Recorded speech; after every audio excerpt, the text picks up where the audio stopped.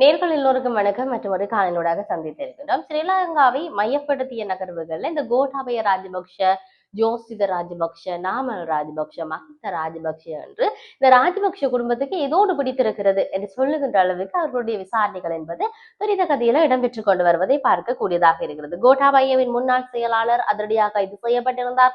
அதே போன்று கோட்டாபய ராஜபக்ஷ சொல்லி இருந்தார் தன்னை கைது செய்ய வேண்டாம் என்ற விடயமும் கோட்டாபய ராஜபக்ஷவினுடைய அந்த மனு ஒத்திவைக்கப்பட்டிருப்பதை நாங்கள் பார்க்கக்கூடியதாக இருக்கிறது. ஆகவே இதையும் தாண்டி ஜோசித ராஜபக்ஷனுடைய கைது நடவடிக்கை தற்பொழுது சமூக வலைத்தளத்துல துறந்தார். ஜோசித ராஜபக்ஷ கடற்படையில இணையும் போது என்ற ஒரு காணொளி பல நகைச்சுவை காணொளிகளை தாங்கியவாறெல்லாம் வெளிவருவதை நாங்கள் பார்க்கின்றோம். இவற்றையெல்லாம் சிந்திக்க வேண்டியவர்களாக இன்று இருக்கிறோம் என்ற விடயத்தை இங்கு நாம் பதிவு செய்யக்கூடியதாக இருக்கிறது. உண்மையிலேயே ஏன் இந்த கோட்டாபய ராஜபக்ஷவுக்கான கைது, அவருக்கு பின்னால் இருக்கக்கூடிய நகர்வுகள் என்ன என்பது சார்ந்து பார்க்க போவோமானால், ஈஸ்டர் ஞாயிறு பயங்கரவாத தாக்குதல் தொடர்பான விசாரணைகள் தொடர்பில் தன்னை கைது செய்வதை தடுக்குமாறு உத்தரவு இட சொல்லி கோரி முன்னாள் ஜனாதிபதி கோட்டாபய ராஜபக்ஷ தாக்கல் செய்த மனு மீதான மேலதிக விடயங்களை பரிசீலிப்பத மேன்முறையீட்டு நீதிமன்றம் 24ஆம் தேதி வரை ஒத்தி வைத்திருக்கின்றது. ஈஸ்டர் ஞாயிறு குண்டு தாக்குதல் தொடர்பான விசாரணைகளை தம்மை கைது செய்வதை தடுக்கும் உத்தரவை பிறக்குமாறு கோரிதான் இந்த மனுவை மேன்முறையீட்டு நீதிமன்றம் இன்றைய தினம் பரிசீலித்திருக்கிறது என்ற விடயத்தை நாங்கள் சொல்லக்கூடியதாக இருக்கிறது.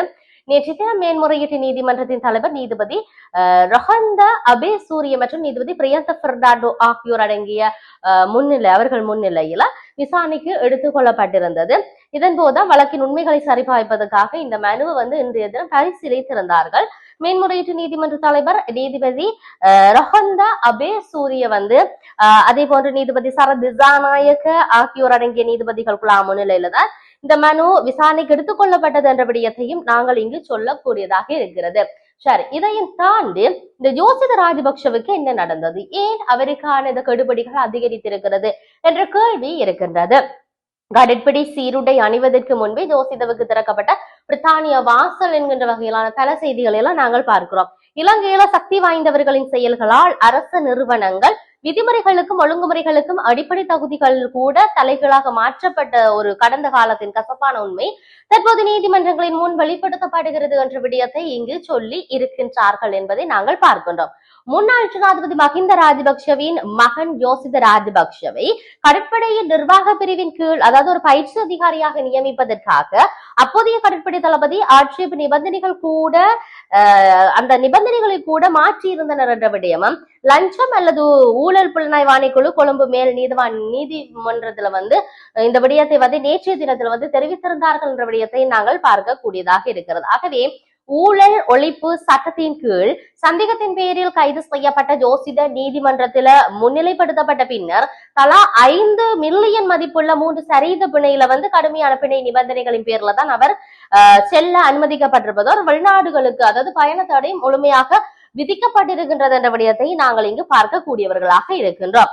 உண்மையிலேயே இந்த சந்தேக நபர் போர்க்கால சூழல்ல எந்த பணியிலையும் ஈடுபடவில்லை என்று விசாரணைகள் வெளிப்படுத்தி இருக்கின்றன என்ற விடயத்தை நாங்கள் அவதானிக்க கூடியதாக இருக்கிறது. கடற்படையில சேருவதற்காக நியாயமான வாய்ப்பை தகுதி வாய்ந்த சாதாரண இளைஞர்கள் மறுத்திருக்கின்ற இந்த நிலையில இந்த ஆட்சேர்ப்பு அரசியலமைப்புல பொறிக்கப்பட்டிருக்கின்ற அனைவருக்கும் சம உரிமை என்ற சூத்திரத்தை முற்றிலுமாக மீறி இருக்கிறது என்ற விமர்சனங்கள் தொடர்ச்சியாக எழுந்த வண்ணம் இருக்கின்றன.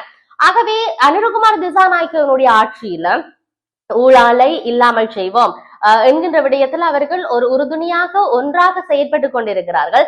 அந்த பின்னணியில தான் கடந்த காலங்களில் இருந்த அதிகாரிகள், அரசியல்வாதிகள் என பலர் சட்டத்தின் முன் நிறுத்தப்படுவதை நாங்கள் அவதானிக்கின்றோம். அதுல தான் தற்பொழுது ஜோசித ராஜபக்ஷ, நாமல் ராஜபக்ஷ, மஹிந்த ராஜபக்ஷ, திரந்தி ராஜபக்ஷ, அதையும் தாண்டி தற்பொழுது உயிர்த்த ஞாயிறு அந்த குற்றம் தொடர்பில கோட்டாபய ராஜபக்ஷ என பல்வேறுபட்டவர்களும் சட்டத்தில் நிறுத்தப்படுகிறார்கள்.